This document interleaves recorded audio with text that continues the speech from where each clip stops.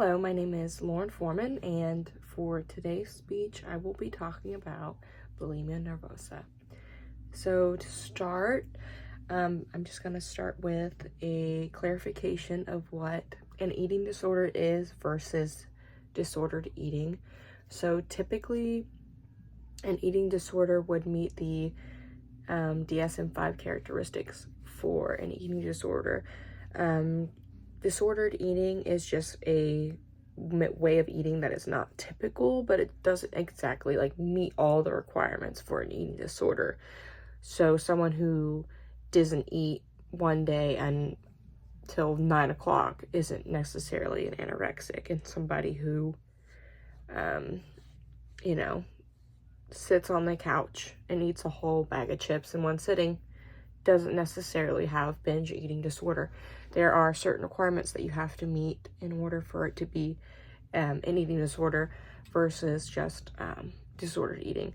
So I'm also going to be talking about some of the most common eating disorders first. So there are, 3 pretty common eating disorders that you have probably heard about. The first one's anorexia nervosa. That would be a severe fear of gaining weight, and typically this would involve the patient going on long periods of time without food, excessively exercising, constantly checking their weight. They would typically avoid social settings that involve food.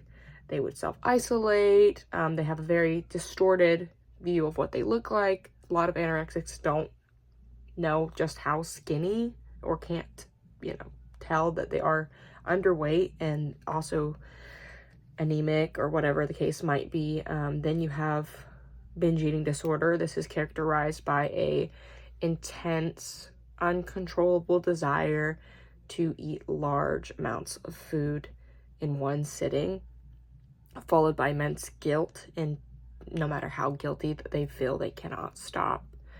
And then you have bulimia. That involves the large amounts of food in one sitting, followed by a compensatory behaviors, which that might include various different ways of purging the food, which we'll get into later. So there also are common misconceptions about eating disorders as well. Some of them are that it's just a lack of self-discipline or control. Other misconceptions are that to be anorexic, you have to be really deathly skinny, or anorexics never ever eat, or bulimics only throw up. This is not the case at all. So that leads us to bulimia nervosa. That's what we're going to be talking about in this speech. So let's get into it.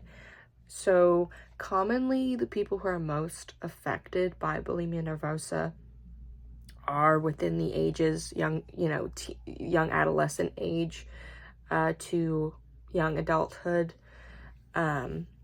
It's more common in women than it is in men. Why exactly? It could be a number of reasons. I think a really big factor in bulimia would be peer pressure to look a certain way, social media, such things like Facebook, Instagram, Snapchat, Twitter. These are all big outlets that produce a mass amount of videography, pictures of women and men looking unrealistic ways. There's a lot of Photoshop out there, ways to distort the way you look and make yourself look slimmer, or make your, chest look bigger, your arms look bigger, whatever the case is. There are also possible genetic factors for bulimia. There's also environmental factors, like if you have, stress, if your home life, is overwhelming, if you have a family that prioritizes things like perfection. These have been known to be stressors or causes for bulimia. Risk factors, also like undiagnosed or other disorders such as OCD, depression, anxiety. These can be possible causes for bulimia. But again, the exact cause for it is still, it's unknown at this time. So the next thing I'd like to talk about is the criteria for bulimia, exactly from the DSM-5 book. So one of the requirements is that there has to be episodes of recurrent binge eating, which I will explain to you what that is. So binge eating is a time where you are gathering up a large amount of food that you typically would not eat in one setting and consuming it, and then you feel the immense amount of guilt afterwards. So you feel like you just cannot stop eating or control the amount of food that you are eating.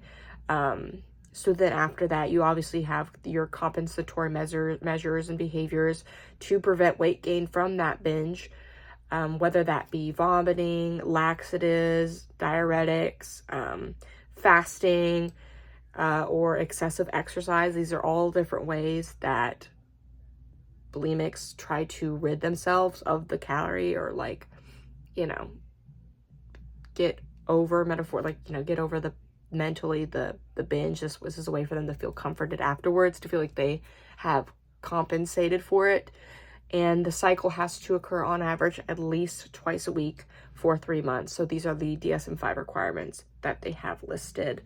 I'm going to go ahead and shoot some statistics at you, bulimia nervosa statistics that are published by the Within Health. This is an article published by Within Health. These are just some statistics, like I said.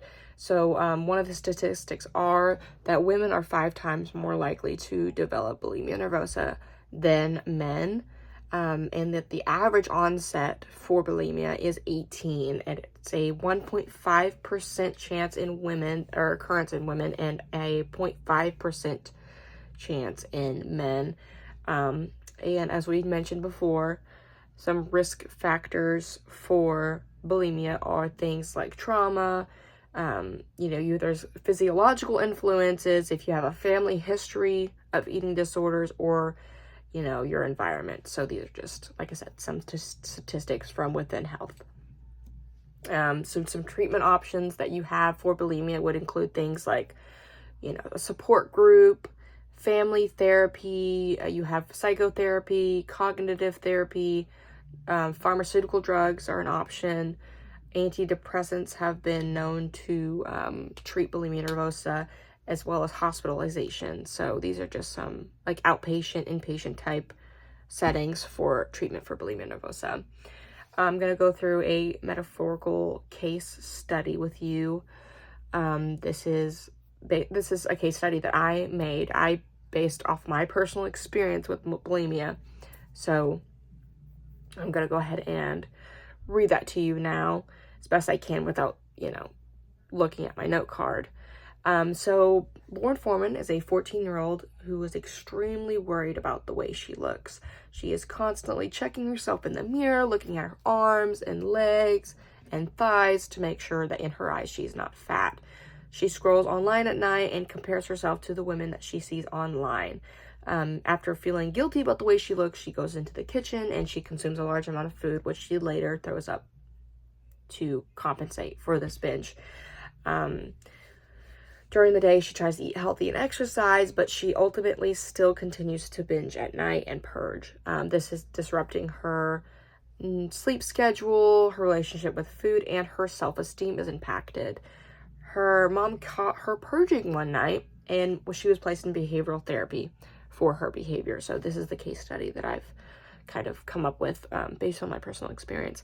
So the treatment was obviously putting her in behavioral therapy. Symptoms were the purging and the binging, and it interrupted her sleep cycle. Her sleep schedule at night was interrupted. Her self-esteem was greatly impacted, and her relationship with food was impacted.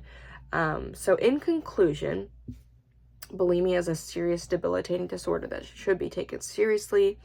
It can affect your organs, your teeth health, your overall health, and it can cause serious damage if left untreated. If you or anyone struggles with an eating disorder, there is help.